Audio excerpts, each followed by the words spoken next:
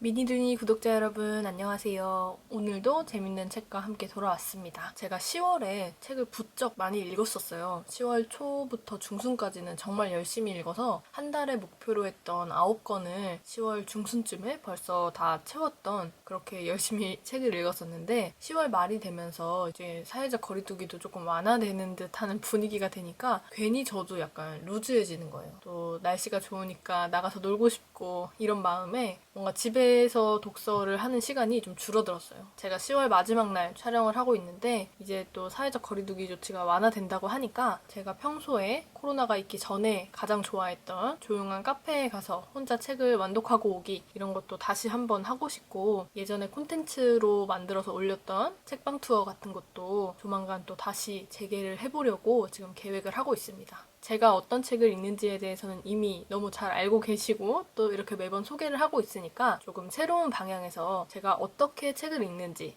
어떻게 책을 고르는지 어떤 책을 추천을 받았는지 이런 좀 다양한 콘텐츠로 한번 제작을 해보면 어떨까 고민도 하고 있어요. 아무튼 오늘은 제가 고민하고 있는 것들을 전하느라 시간이 좀 많이 갔는데 오늘은 2권을 소개를 해드릴 거고 왼쪽에 있는 수상한 사람들 이건 RH 코리아에서 제가 제공을 받았는데 정말 좋아하는 히가시노 게이고 작가의 작품입니다. 이게 1998년에 나온 작품인데 2021년 10월에 지금 개정판으로 출간이 돼서 오늘 소개를 하려고 가지고 왔고 오른쪽에 있는 작품은 제목이 없어요. 이게 겉표지가 다 달아서 이제 없어졌는데 만약 이런 책이었던 걸 알았더라면 도서관에서 빌리지 않았겠지만 제가 너무나 좋아하는 야쿠마루 가쿠 작가의 작품이라서 빌려오게 되었습니다. 지난 영상에서는 데스 미션, 죽어야 하는 남자들 이 작품을 소개를 했었는데 그 작품에 이어서 오늘 소개해드릴 또 작품은 침묵을 삼킨 소년이에요. 제목이 없어서 좀 헷갈리실 수도 있는데 제가 늘 그렇듯 왼쪽 상단에 제목과 내용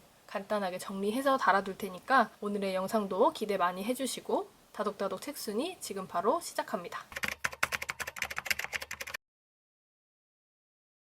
오늘 첫 번째로 소개해드릴 작품은 히가시노 게이고 작가의 수상한 사람들입니다. 제가 RH 코리아에서 제공을 받았는데 정말 오랜만에 읽는 히가시노 게이고의 작품 같아요. 제가 한참 몰아서 히가시노 게이고 야쿠마루 가쿠 오늘 소개해드릴 이 두 작가의 작품을 많이 못 봤었는데 책을 좋아하고 읽기 시작했던 여름에서 가을 넘어가던 이 시기가 되면 항상 이런 작품들이 떠올라요. 제가 책을 처음 읽었을 때 좋아했던 제가 어떤 기준으로 어떤 작가가 좋아서 어떤 느낌이 좋아서 이렇게 책을 골랐다기보다는 그냥 베스트셀러에 있는 추리소설 봐야지 해서 책을 많이 골랐거든요. 지금처럼 이렇게 장르소설의 대표적인 작가들 이런 작가들의 작품이 읽고 싶어지더라고요. 수상한 사람들은 RH 코리아에서 감사하게 제공을 해주셨는데 1998년에 나온 작품이에요. 굉장히 오래됐죠. 히가시노 게이고의 단편집이 제가 본 것만 2권이 있는데 처음에 나왔던 게 범인 없는 살인의 밤이라고 해서 그것도 정말 제가 재밌게 봐서 영상에서 소개를 했었어요. 제가 단편소설을 좋아하는 이유가 호흡이 짧고 또 분량면에 있어서도 부담이 없기 때문에 짧은 글 안에서 독자들을 이해를 시켜야 되잖아요. 장편 소설보다는 서사가 축약되어 있는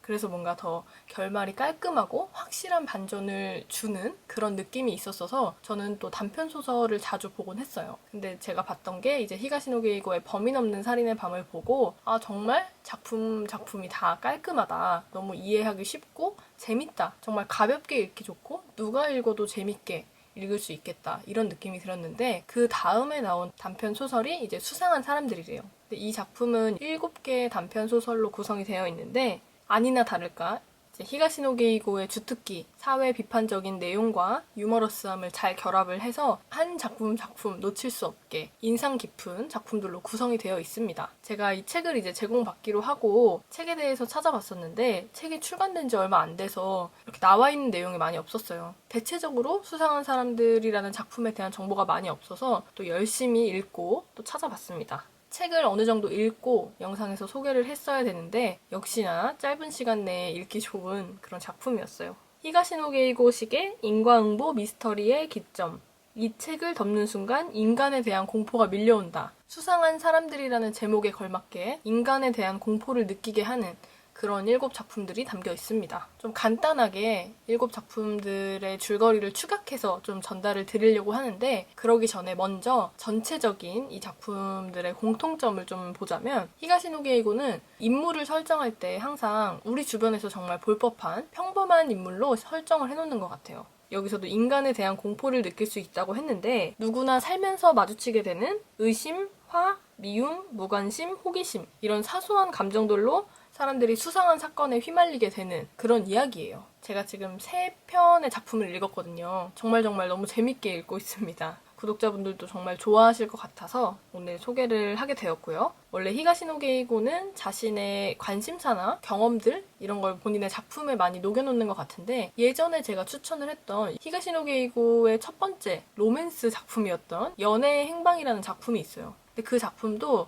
겨울 스포츠, 설산을 배경으로 하고 있고 스키장, 스노보드 이런 소재들이 나오는 작품이었는데, 히가시노 게이고가 워낙 이제 겨울 스포츠를 좋아한다고 많이 말을 하고 다녀서 저도 알고 있었거든요. 이번 작품 역시 히가시노 게이고가 예전에 전기회사에서 일을 했었대요. 전기회사에서 일을 했던 경험들을 녹여놓기도 하고, 자신이 생각하는 사랑관, 인생관, 이 단편 소설 작품마다 다 조금씩 녹여냈다고 해서 더 기대를 많이 하고 봤습니다. 이제 본격적으로 줄거리를 좀 말씀을 드리면, 이게 단편 소설이다 보니까 또 제가 너무 디테일하게 말씀을 드리면 작품 하나를 통째로 다 설명을 드리는 것 같고 또 스포가 될 위험도 있기 때문에 아주 간략하게 구독자분들이 흥미를 가질 수 있는 부분 위주로 조금 정리를 해봤어요. 목차를 한번 쭉 읊어보면, 자고 있던 여자, 판정코를 다시 한번, 죽으면 일도 못해, 달콤해야 하는데, 등대에서, 결혼 보고, 그리고 마지막은 코스타리카의 비는 차갑다까지, 이렇게 총 7작품이 있는데 3편의 작품을 읽었어요. 그래서 이 앞에 있는 작품들을 조금 더 디테일하게 설명을 해드릴 거고,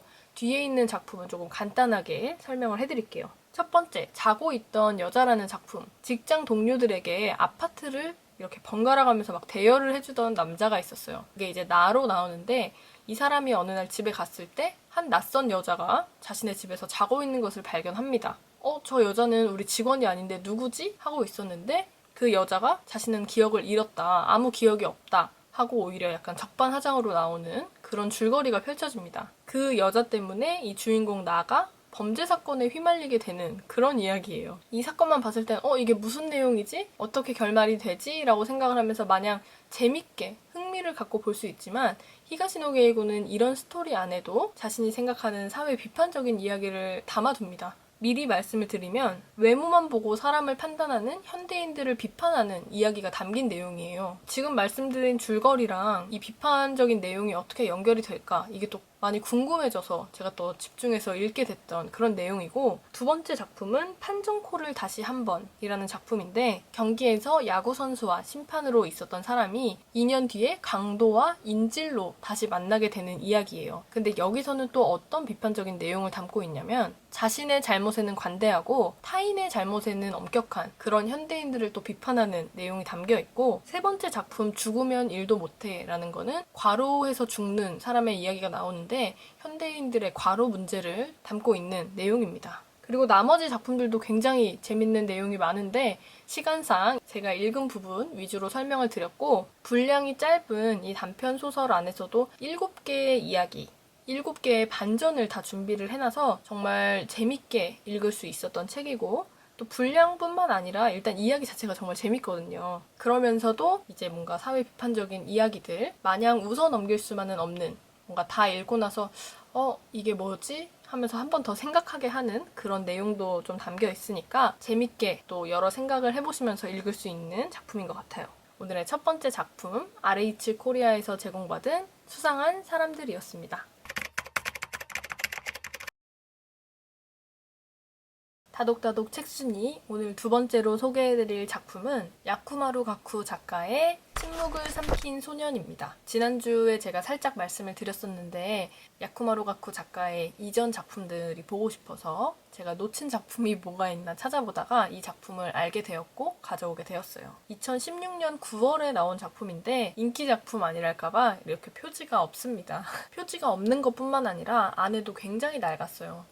색도 많이 바랬고, 오프닝에서 말씀드렸던 것처럼 이런 상태의 책이었다면 아무리 야쿠마루 가쿠 작가의 작품이어도 조금 고민이 됐을 것 같다. 이런 생각이 들었어요. 제가 동네 도서관이 이제 홈페이지가 있는데 그 사이트에서 책을 보고 고르거든요. 거기는 그래서 이런 책의 상태가 나와 있는 게 아니라 표지만 나와 있으니까 인기가 많은 작품인 건 알지만 제발 상태가 좋아라 하고 골랐는데 조금 아쉽게도 이렇게 제목을 보여드릴 수 없게 된 점 양해 부탁드립니다. 이 작품은 저를 북튜버로 만들어준 야쿠마루 가쿠 작가의 작품이고 데뷔 10주년을 기념하면서 쓴 작품이래요. 다른 작품도 물론 좋지만 이 작품은 특히 더 작품성을 인정을 받았다고 합니다. 원래 야쿠마루 가쿠 작가가 소년 범죄라는 소재를 잘 활용을 해서 글을 많이 썼었는데 이번 작품 역시 소년 범죄를 다루고 있어요.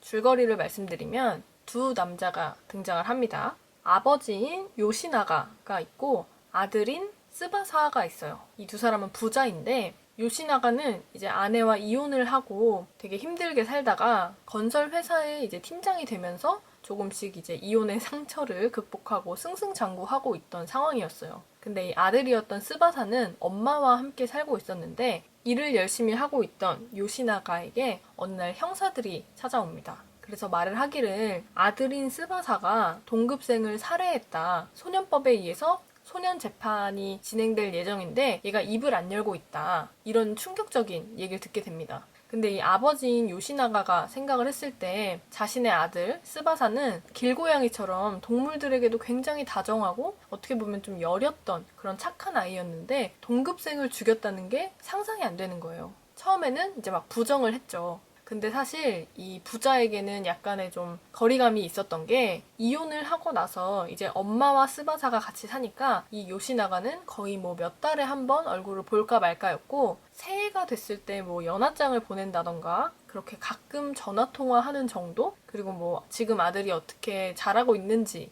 어떤 고민이 있는지 이건 이제 바쁘다는 핑계로 조금 더 일에 몰두해야 된다는 핑계로 뒷전으로 밀어둔 그런 상황이었어요. 요시나가는 약간의 죄책감, 내가 평소에 아들에게 너무 관심이 없었나? 도대체 뭐가 문제였던 거지? 하는 죄책감과 자기 반성을 조금씩 하면서 아들을 만나러 갑니다. 아들이 같은 반이었던 친구, 동급생을 살해를 하고 심지어 시체를 유기했다는 그런 혐의까지 받고 있는 상태였는데 계속 그냥 침묵을 지키고 있는 상태였어요. 그러다가 이제 가끔씩 얘기를 하는 건 뭔가 부모님과 자신의 관계에 관련된 이야기들을 하곤 했는데 계속해서 이렇게 침묵을 유지를 하면 일주일 정도 남은 소년 재판에서 정말 불리하게 자신의 범행을 다 인정하게 되는 그런 상황이었습니다. 그래서 일주일 안에 아들의 입을 열어서 진짜 같은 반 친구를 죽인 건지 만약에 그게 맞다면 왜 죽였는지 이걸 알아내야 하는 상황이었어요. 먼 사이인 마음도 멀고 몸도 먼 이 아버지인 요시나가가 아들과의 대화를 통해서 어떻게 된 건지 이제 알아가는 그런 내용입니다. 범행을 부인하지 않고 있는 아들 스바사에게 아버지로서 어떤 일을 해줄 수 있는지 또 살인을 저지르고도 반성도 하지 않는 모습을 보이거든요, 아들이. 그래서 그 아이에게 어떤 문제가 있던 건지 그걸 다시 되돌릴 수 있을지 친구를 살해한 살인자로 찍힌 이 아들을 어떻게 대해야 할지 이 아버지로서의 고민이 담긴 내용입니다. 가족 소설이다 보니까 살인사건에 초점을 맞추기보다는 약간 감동적인 어떻게 하면 이 갈등을 해결을 해나가고 정말 이 아들이 범행을 저지른 게 맞는지를 맞춰가는 추리 요소들이 들어있긴 하지만 살인사건에 초점을 맞춘다기보다는 이제 가족들과의 뭔가 화합, 평화로움 이런 거에 조금 더 초점이 맞춰져 있지 않나 싶은 생각이 들었습니다. 이 책 속의 마지막 부분에 보면 아버지라는 이름으로 평범한 남자가 얼마나 강인해질 수 있는지 살인자의 아버지라는 입장에선 요시나가의 용기와 각오, 인내와 고민은 이제 끝이라 생각했던 막막한 현실을 또 하나의 시작으로 바꿔놓으며 독자들에게 긴 여운을 남긴다. 이렇게 되어 있어요. 요시나가와 아내가 이혼을 하는 과정에서 이 남겨진 아이가 말을 하지 못했던, 공유하지 못했던, 또 부모에게 도움을 청하지 못했던 일들, 이런 일들이 이제 등장을 하는데 그런 내용들을 생각을 하면서 왜 이 아이가 부모 앞에서도 경찰 앞에서도 침묵을 유지하면서 자신의 범행을 부인하지 않고 있는 건지 그런 내용을 중점적으로 살펴보시면 좋을 것 같습니다. 적당한 부자지간의 연을 유지하고 있는 이 부자가 과연 오해를 풀고 관계 회복에 성공할 수 있을지 뒷얘기가 정말 궁금해지는 야쿠마루 가쿠 작가의 데뷔 10주년 기념 침묵을 삼킨 소년이었습니다.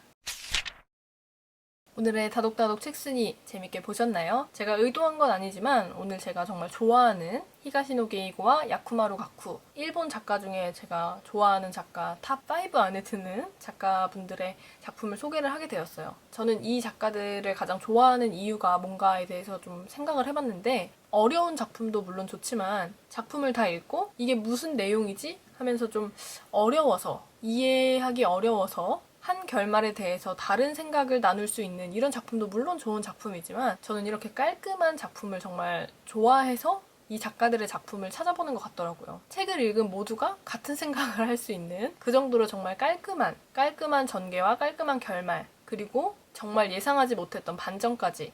장르 소설을 많이 읽다 보면 아무리 반전이라고 해도 중간부터 이 뇌가 계속 머리를 굴려요. 아, 이건 이걸까? 아닌가? 너무 이건 심심한가? 조금 더 자극적이게 이쪽으로 이렇게 끝낼까? 막 이런 생각을 계속 하곤 하는데, 또 반전을 예측할 수 없는 작가들이라서 조금 더 재밌게 볼 수 있지 않나 생각을 해봤습니다. 오늘 소개해드린 작품들도 정말 재밌게 보실 수 있을 거니까 오늘 영상이 좋으셨다면 구독과 좋아요, 알림 설정도 잊지 말아주시고, 오늘의 다독다독 책순이는 여기서 마칩니다. 다음 영상에서 또 만나요. 안녕.